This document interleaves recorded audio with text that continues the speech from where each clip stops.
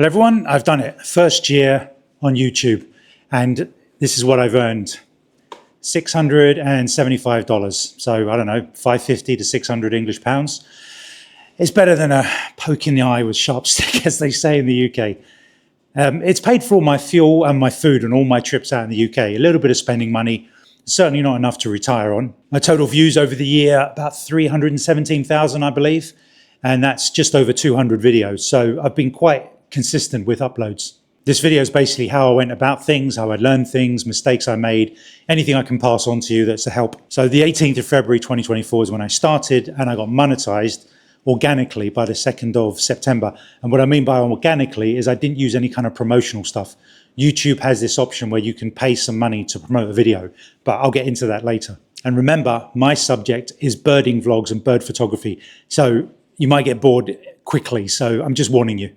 Now, just to fess up, when I first started, I had a presence on Twitter. I was a cab driver and a bird photographer. So I had about 12,000 followers on my X account for bird photography and 5,000 on my cabbing one. So I told everyone, I'm starting this YouTube channel. Anybody likes bird photography, please give it a follow. And it would shoot up quite quickly, 10, 50, 100. I think it leveled off at about 300 after a few days, and then it would sort of trickle in. I didn't want to annoy people. I could keep annoying people, but I didn't. But every so often I said, don't forget, if you like my bird photography, give me a follow. My first step was to just get any of the footage I'd shot over the years. I had bits and pieces from my iPhone to my DSLR, like owls and birds feeding, anything unusual that I was in a position to film. And I just uploaded that straight as footage and said, there you go, it's bird footage, and labeled it as bird footage. And a few hundred views, few comments, and nothing spectacular. I knew now that I had to start making proper vlogs. So I came down to Crossness, started vlogging and putting videos and photos over the top to see how that would do. Again, a little bit slow, so I did some more research, all the things I could be doing. And it quickly became apparent that I needed to improve my thumbnails. That's probably the best advice I can give, because if you think about it, when you're scrolling through Twitter and you sort of something catches your eye, it's a thumbnail, isn't it? So, right, okay, that makes sense. Start doing your thumbnail, because at first you think, it's just the thing at the front, who bother? And you have to, some people say they put more effort into their thumbnail than they actually do the video. So that tells you something. It's literally what people see, and they're like, I definitely want to look at that. Animal footage that did do well were, cute things like rabbits and hedgehogs, and something like weirdly a reed warbler singing. I tried other birds singing, and none of those took off. I did a trip down to Faro in Portugal, and that sort of got a little bit better, went up to almost 1,000 views, but not quite. And then a big trip out to Hong Kong. I thought, this is going to be all these exotic birds. I put so much effort into it. The minute we landed, I was out the door, vlogging, filming birds, photographing birds, taking B-roll footage, images of the parks I was in, everything. I thought, this is going to be utterly epic. It's going to skyrocket my numbers. I couldn't wait. So I uploaded that. It was an hour and a half of vlog. I thought, this is going to be epic. An hour and a half is going to be like a film. But it went up pretty quick, but it sort of leveled off quite quickly at 500 or 600. And I went, okay, maybe it takes a bit longer, but it never really went anywhere. I was getting a bit disheartened. So I didn't know what to make of it. What I was starting to notice of how things worked was you'd get this initial spike for 24 to 48 hours, and then it would drop off a cliff. So that was just one thing I noticed, and I'll let you know about early on in this. So what I assumed YouTube was doing was putting it out there, see if it quickly got any interaction, and then if whatever it was getting, it would either keep it out there longer or let it go. And obviously my stuff they were letting it go because it was just going. I started to get really good numbers on my next trip to Faro, which was 3 days instead of 1. And I put more effort into the thumbnail, the sound, the editing. It made a noticeable difference. And several people were saying that my thumbnail was particularly wicked. So, okay, thumbnails.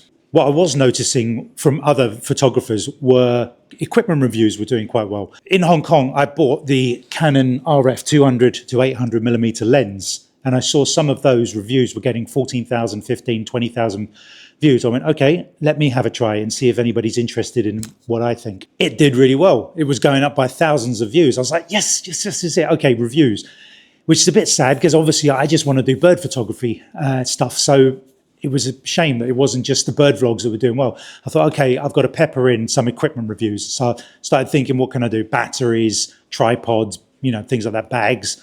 I'll start doing that. I'll start throwing those in as well. But eventually that lens one climbed to now, I think it's like 11,400 views. And obviously it wasn't earning because I wasn't monetized when I made it. But up until this point, I think it's my best performing video. Yeah, 11,400. And it's earning about $2 per 1,000 views. Pretty good. Next up, when I started going to Elmley and doing vlogs from there, my numbers jumped up. Not much, but I started to get 2, 3, 4,000 views per video. Obviously, a lot of the Kent birders know me. A lot of people love Elmley. They want to know what it's about. A lot of people haven't been. So naturally, it was going to do really well. I even tried some non-birding stuff. Like I remember trying super glue removal. I'd got some on the lens of my phone and I was like, ooh, am I going to damage it by putting acetone? I looked up acetone removes super glue, but it's on a lens. I asked a few people, didn't get a response. And I thought, well, that lens on the camera, I don't use it as much as the wide angle one. So let's just go for it, whatever. I'll replace the lens if necessary. Did it, it came off. I thought, excellent. I filmed it all, put it on, got a couple of hundred likes. So, and I'd seen videos that had got tens of thousands. So what am I doing wrong? I don't know yet. I did a few other big reserves like Arne in Dorset and noticed that they did sort of okay, 1,000, 1,500 views, Rainham in Essex. So people wanted to see nature reserves, obviously, and parking, how to get about, where to see stuff. So yeah, in the future, I'm just going to have to do loads of vlogs of as many reserves in the country as I can. I had a weird idea of what about these videos that have stopped getting big views? If I were to delete them and then re-upload them, would I get fresh views? But then I thought, YouTube might look down on that or punish me somehow. So I Googled it and apparently loads of people do it. They say, no, it's absolutely, I do it all the time. And I thought, I mean, it makes sense because if you think about it, there's subjects that come up that not necessarily have to be contemporaneous. Is that the word? They could be used for a many number of years. So why not re-upload them, like a review of a lens, something like that? So it seemed okay. So I deleted them, uploaded them again. Some did better than they did before, not massively, and some a bit worse. And I'll just say this now, that I accidentally, randomly came across a YouTube vlog that said he got demonetized for doing this too much. So I looked into it and I think, yeah, I used the Google Gemini AI app. I asked it and it said, nothing really wrong against it. They prefer fresh footage, but probably not best to get into the habit of doing that. And I think personally that might, I kind of feel it, I can't prove it, that has hurt my numbers a little bit by doing that. So no more re-uploading older videos. If I do it, I'll make the video fresh with a new angle, whatever, better lighting, better sound. So I got monetized on the 2nd of September. Very, very exciting. 1,000 subs, not too bad, around 6 months, so just over 6 months.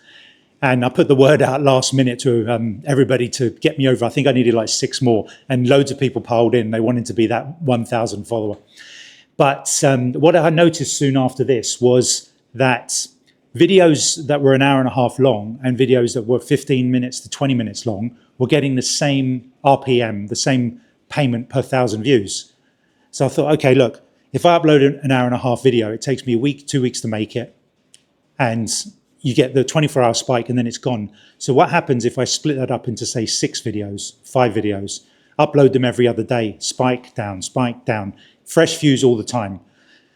So my first chance to try this was when I went to Rhodes in Greece.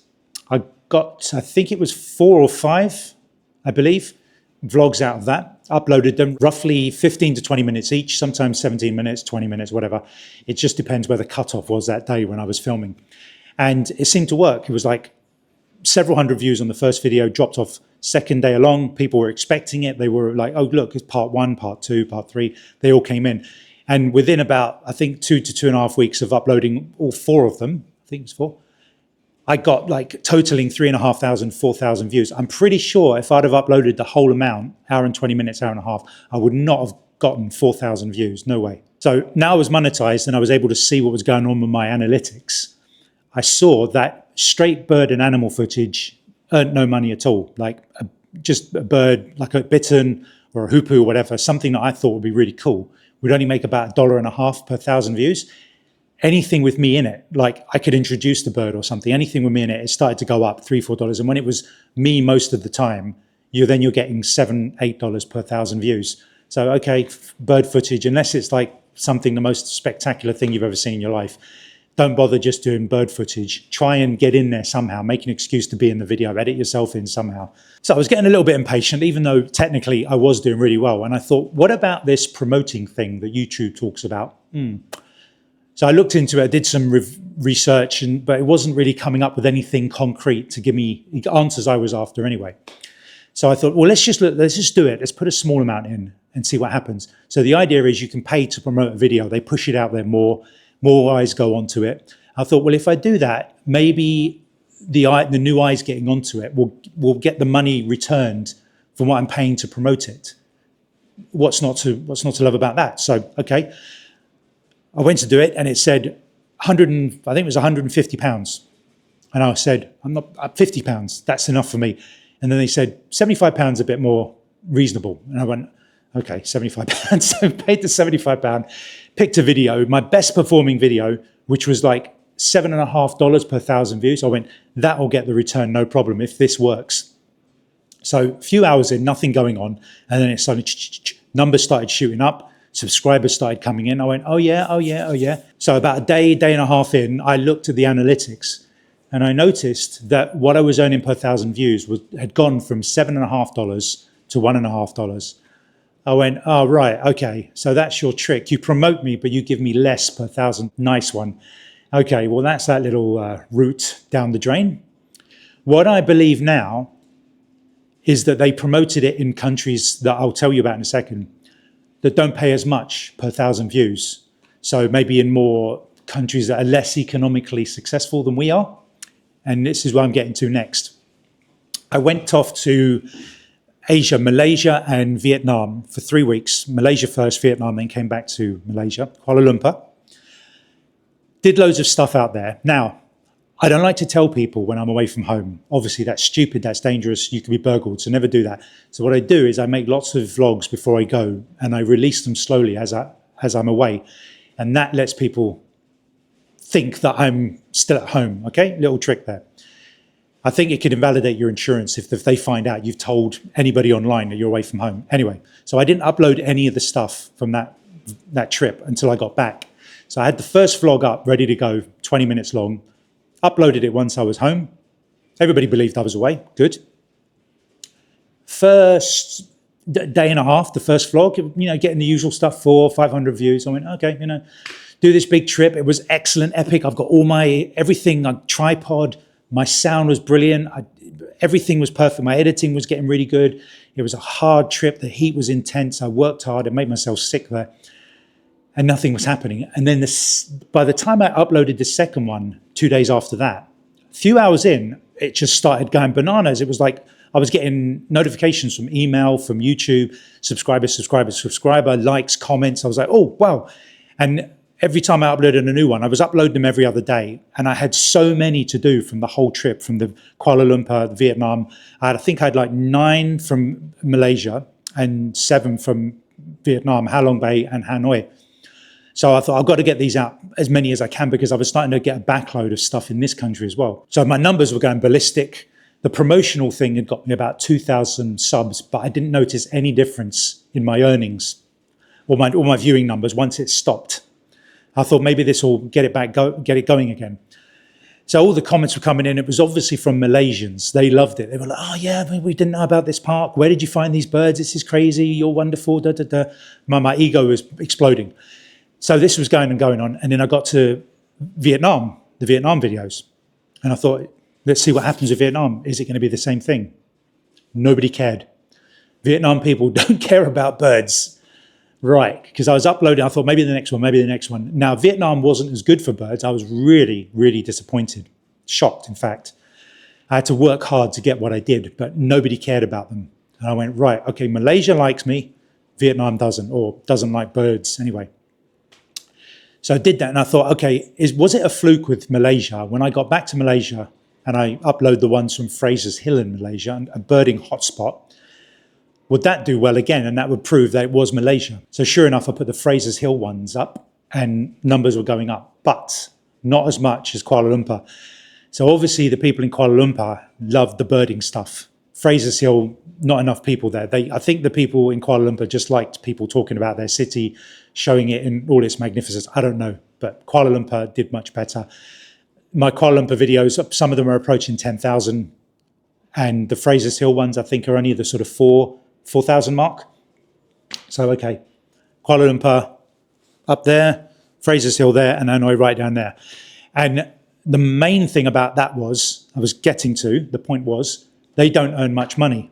So I had one that was 10,000 views, and it was only getting $1.50 per 1,000 views.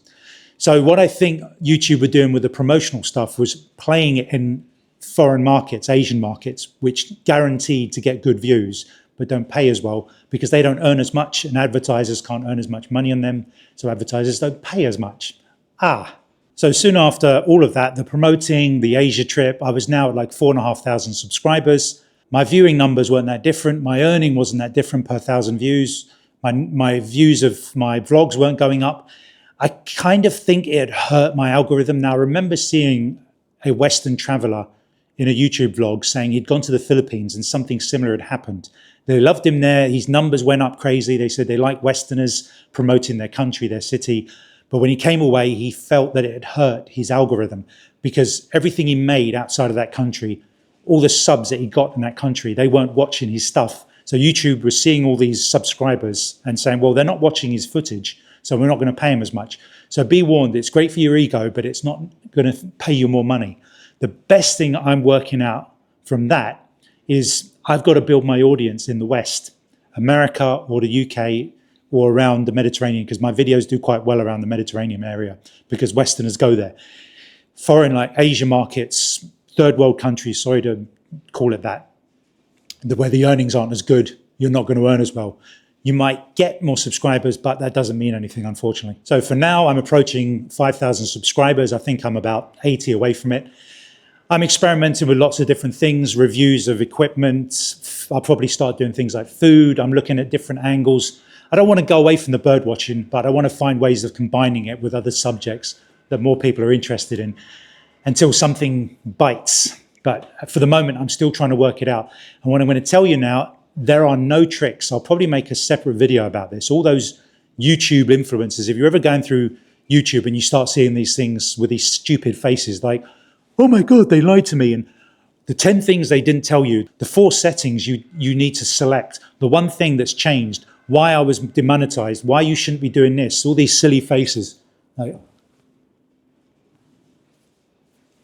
all those stupid things, anyway, it's all lies. What they are doing, I believe, is they'll promote a video to get tens of thousands of likes. That gets put into your feed. You think, oh, this person must be talking some sense. So you go into their video library, and that one video's got all the views. Everything else is like 200, 300. And it's just repeating what all the other ones are saying. Just ignore all of them. I'm telling you, for as far as I'm concerned, there are no tricks. None. A good thumbnail is about as good as you're going to get. Make your content engaging. Look around and try and find the subjects that are making good numbers and try to combine that with what you want to do. I hope you can take something away from this. If there's anything else you want to know, I'm quite upfront with all the details. Just leave it in the comments and I'll answer it. No secrets here. I've been as honest as possible. Okay, hope you enjoy.